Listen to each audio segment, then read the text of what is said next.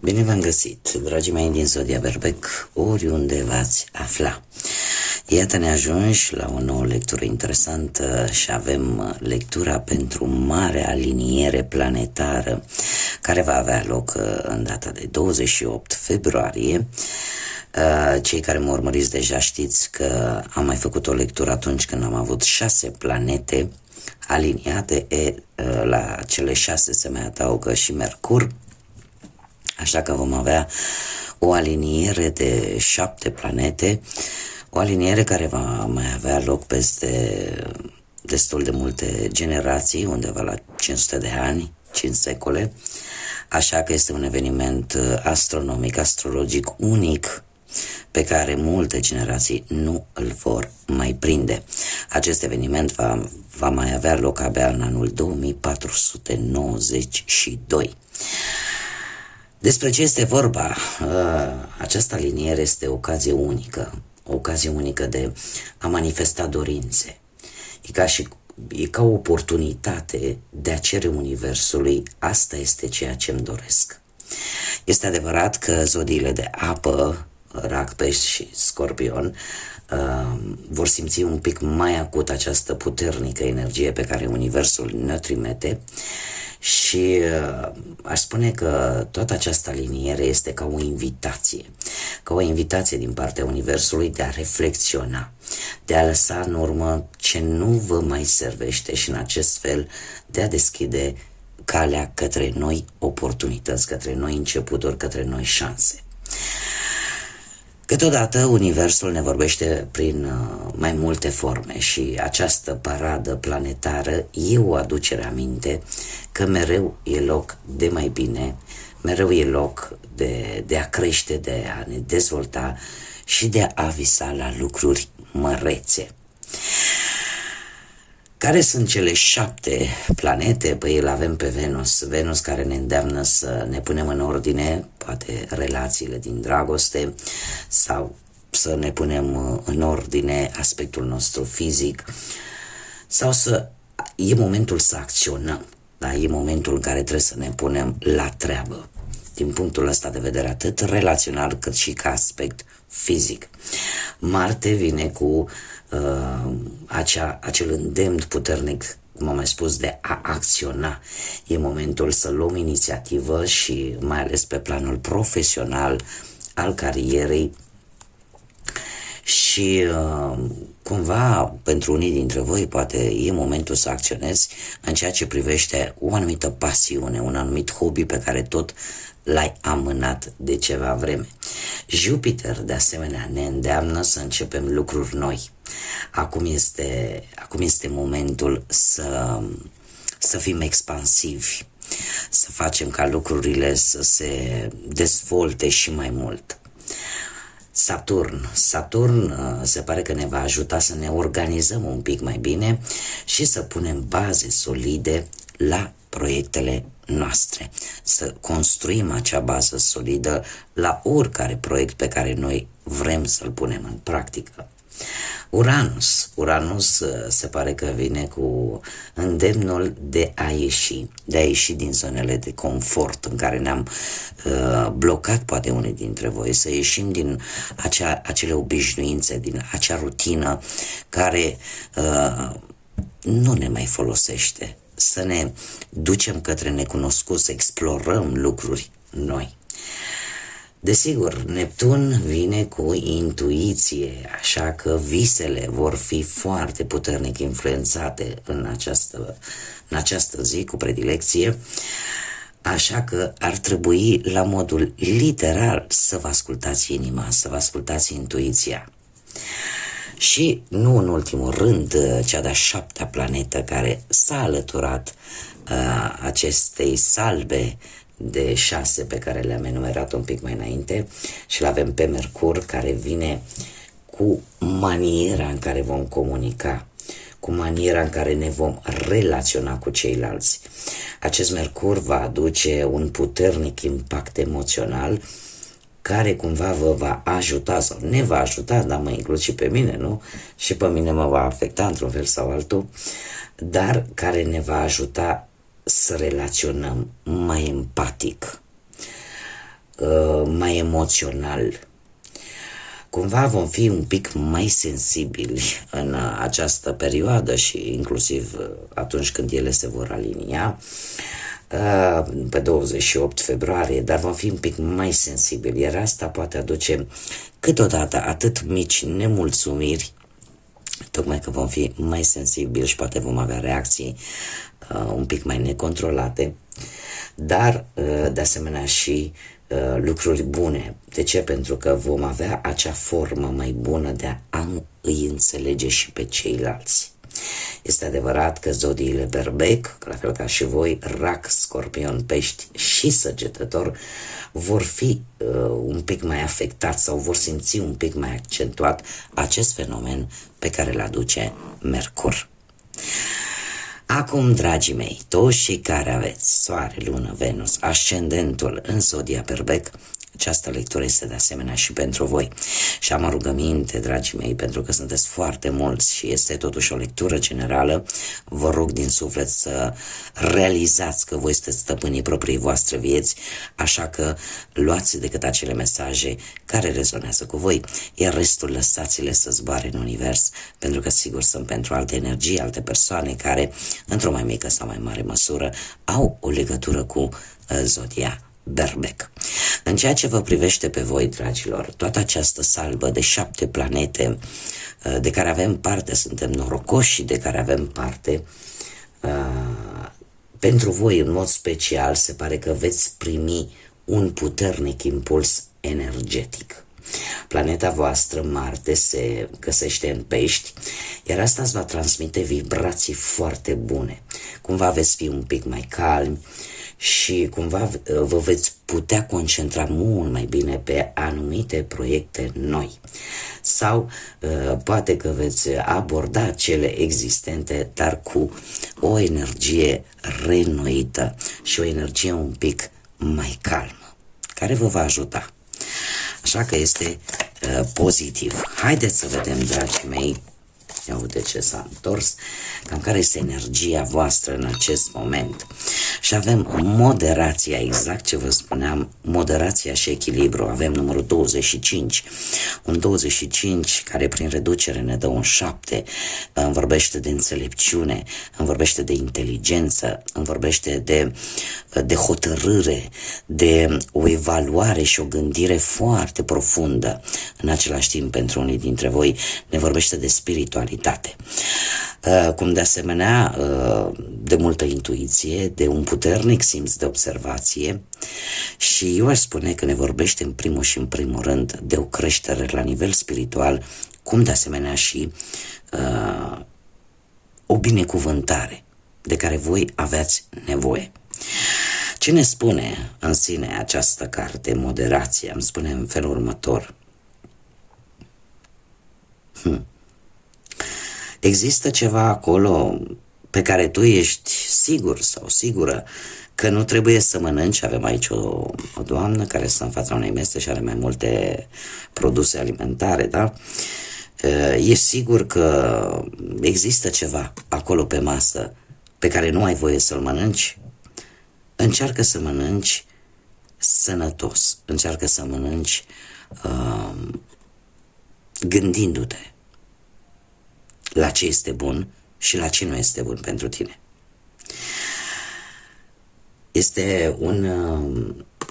Această carte face parte din oracolul zânelor, așa că îndemnul zânelor pentru voi este zânele îți spun că câte un pic din fiecare nu se întâmplă nimic, e chiar o chestie, să zicem, de bon ton. Acum, este un mod ciudat al zânelor, nu? De a prezenta o anumită energie, dar am să o vă traduc acum pe înțelesul tuturor. Ce ni se spune de fapt? Ni se spune că în viață trebuie să luăm câte un pic din toate. Niciodată nu trebuie să ducem la extrem o anumită situație. Este un sfat care de-al minter și eu personal îl dau copiilor mei și oamenilor mei dragi. Întotdeauna ce este mult nu este bun. Câteodată se întâmplă să fim prea buni, nu? Și suntem luați de proști. sau suntem batjocoriți. Alteori se întâmplă să fim poate prea răi și atunci cam același lucru se întâmplă. Este o energie în care vreți să fiți echilibrați, în care vreți cumva ca lucrurile să intre în matca lor firească și normală. Și nu e nimic rău în asta. Și se pare că această aliniere de planete nu va face altceva decât să vă ajute vis-a-vis de acest lucru. Hai să mergem mai departe și să vedem, dragii mei din Berbec, ce ne spune tarotul pentru voi. Și am ales de data aceasta tarotul Oshozun. Haideți să vedem ce vine pentru dragii mei din Berbec pe plan profesional. Pe plan profesional, exact 3 cărți mi-au ieșit. Ia să vedem.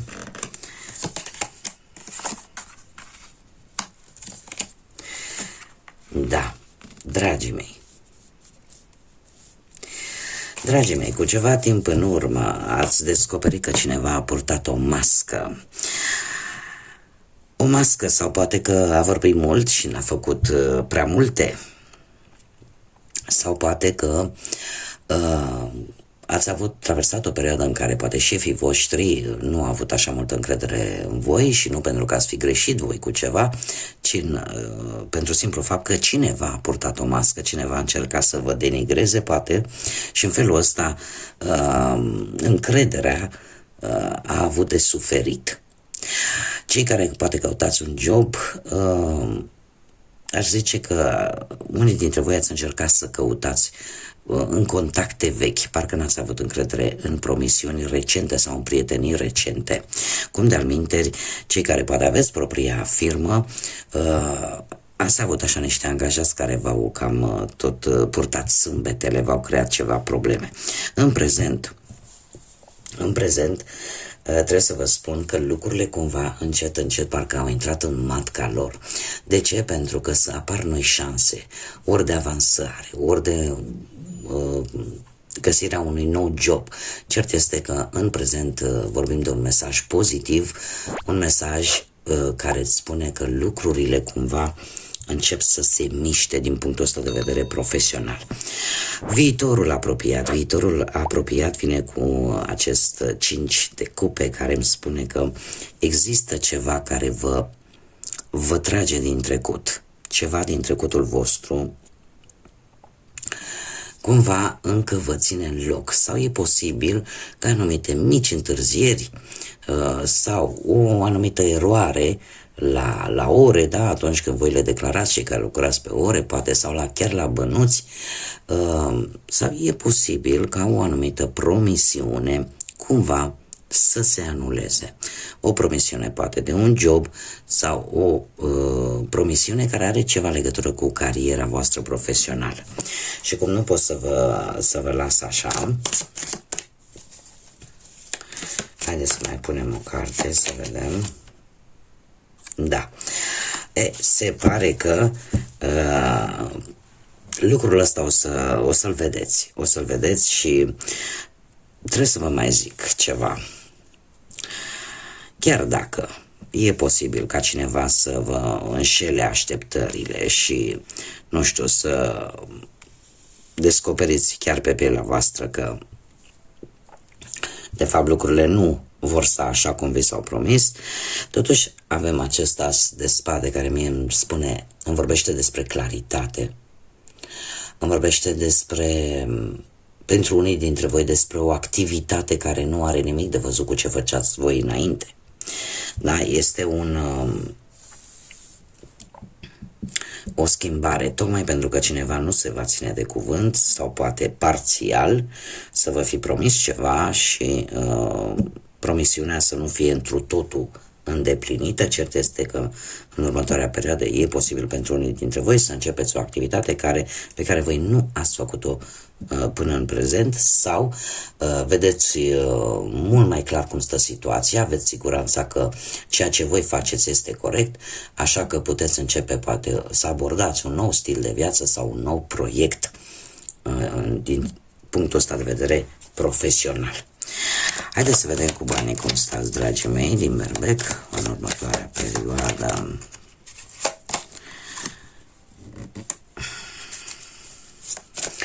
Dragilor, voi se pare că ați avut ceva, nu știu, ori contracte de semnat relaționate cu banii, ceva documente favorabile care au venit în viața voastră și care sunt relaționate cu banii. Nu știu, poate mici lovituri de noroc, aș spune, dar ați avut ceva care v-a stabilizat. În prezent avem un as de bâte care îmi spune că creșteri, ne vorbește despre creșteri. Poate ați încasat ceva bani dintr-o moștenire, din vreun premiu sau, dacă nu vorbim de bani, atunci putem vorbi de bunuri de valoare pe care voi le puteți transforma în bani. Și cumva parcă aveți acel sentiment, mai ales că e și un as de bâte, da? O energie de foc, care este elementul vostru, cumva aveți acea stare că totul cumva se transformă și totul vine în favoarea voastră. Viitorul apropiat vine cu răbdare. Cu răbdare, acest cavaler de monede îmi spune că sunteți cumva în creștere din punct de vedere financiar. Și eu aș mai spune un lucru. Bani vor veni din posibil mai multe locuri. Orică vi se reglează ceva la salariu, o se mai pune ceva, orică dintr-o moștenire, din mai multe locuri pot veni banii. Dar trebuie să aveți răbdare, pentru că de multe ori, așa cum îmi place să o spun, nu aduce anul, ce aduce ceasul. Dar ei vor veni și la voi mi-apare creștere. Haideți să vedem cu dragostea cum stați și aici o să am o mică surpriză pentru voi. Cei care sunteți deja angrenați într-o relație. Dragilor, voi ați traversat o perioadă, unii dintre voi, în care ați tras o linie, ați tras o concluzie. Cumva ceva s-a schimbat brusc, în urma poate unei călătorii sau poate că pur și simplu ați avut o perioadă în care vă lipsea o informație pe care ați dobândit-o și în momentul în care ați dobândit respectiva informație, parcă totul a devenit foarte clar. Ați putut să vedeți tabloul întreg al unei situații la nivel de relație. În acest moment, din păcate, unii dintre voi sunteți un pic izolați. Izolați poate din cauza faptului că ați descoperit poate un adevăr, izolați poate pentru că nu sunteți lângă persoana dragă vouă, sau poate că unii dintre voi ați trecut prin anumite discuții, neînțelegeri sau pur și simplu ați fost decepționați. Eu își mai spune un lucru, se repetă de două ori cifra 3. Cifra 3 care vorbește de intuiție și de faptul că tu ți-ai dat seama de ceva. Iar dacă nu ți-ai dat seama, îți vei da în continuare seama de ceva. Dar în același timp 3 vorbește și de optimism și de o situație care poate implica mai mult de două persoane. Viitorul apropiat vine cu acest 3 de bâte, un 3 de bâte care îmi spune că dacă există apreciere, dacă există, cum să spun eu, dacă voi în sine sunteți apreciați, sunteți valorați așa cum sunteți voi și dacă există adevăr, relația se poate îndrepta către lucruri mai bune. Dar dacă nu, atunci e posibil, poate, să-ți dai seama că nu te afli chiar în locul sau poate cu persoana potrivită. 3 de bâte îmi vorbește de asemenea de o situație care va fi în plină desfășurare, în care tu vei obține anumite informații, poate dintr-o călătorie sau prin ceva, cum să spun, informații pe care tu le vei cere cuiva. De ce? Pentru că cumva vrei într-un fel sau altul să deții controlul asupra situației pe care o traversează relația voastră în acest moment. Și acum, pentru că v-am spus că am o mică surpriză, am decis să mai scot câte o carte pe partea asta a dragostei pentru fiecare, atât pentru cei care sunteți într-o relație, cum e cazul vostru acum, cât și pentru cei singuri. Un mesaj, te rog, pentru cei care sunt în cuplu din Zodia Berbec. Dragii mei, se pare că veți primi o surpriză din partea cuiva foarte special.